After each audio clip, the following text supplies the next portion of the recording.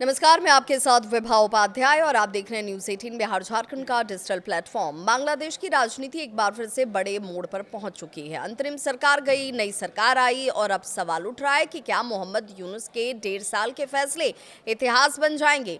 132 अध्यादेश, 25 दिन की डेडलाइन, भारत बांग्लादेश रिश्तों में नई शुरुआत और शेख हसीना की पार्टी के संभावित वापसी।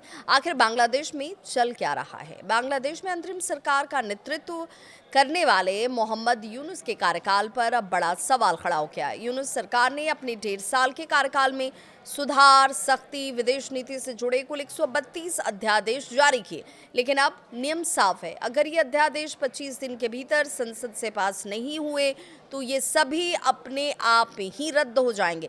स्थानीय जो अखबार है समकाल, उसके मुताबिक देखें तो नई सरकार के मुखिया तारिक रहमान कुछ ही अध्यादेशों को संसद से पास कराने की तैयारी में है। बाकी अध्यादेश जो हैं वो अधिकांश कह लीजिए अध्यादेश या तो विवादास्पद माने जा रहे हैं या फिर सुधार से जुड़े होने की वजह से जानबूझकर आगे नहीं बढ़ाए जाएंगे। यानी यूनुस युग के ज्यादातर फैसले अपने आप रद्द हो सकते हैं।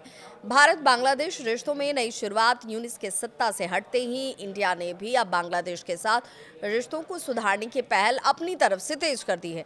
इसी कड़ी में भारत ने वीजा सर्विस दोबारा शुरू करने का फैसला किया है। और गौरतलब है कि 17 दिसंबर को भारत ने सुरक्षा कारणों की वजह से बांग्लादेश के लिए वीजा सेवा बंद कर दी थी। इस फैसले को नई सरकार के साथ रिश्तों की पॉजिटिव शुरुआत के तौर पर माना जा रहा है। राजनीतिक हलकों में एक और बड़ी चर्चा है कि क्या शेख हसीना की पार्टी पर लगा बैन हटेगा।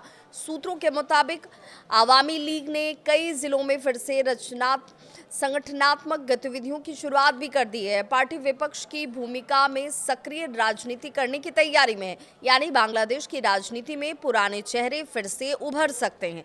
यूनुस सरकार के सबसे चर्चित फैसलों में से एक था जुलाई चार्टर। ये चार्टर संविधान में बड़े बदलाव का प्रस्ताव था, जिसमें कहा गया कि कोई भी व्यक्ति 2 बार से ज्यादा या 10 साल से अधिक प्रधानमंत्री नहीं बन सकेगा। प्रधानमंत्री से जजों की नियुक्ति का अधिकार छीना जाएगा। यूनुस सरकार ने इसे लेकर जनमत संग्रह भी कराया, लेकिन चुनाव जीतते ही बांग्लादेश नेशनलिस्ट पार्टी ने जुलाई चार्टर को मानने से इनकार कर दिया है। यहाँ तक कि बीएनपी के सांसदों ने संविधान सुधार सदस्य के रूप में शपथ तक नहीं ली।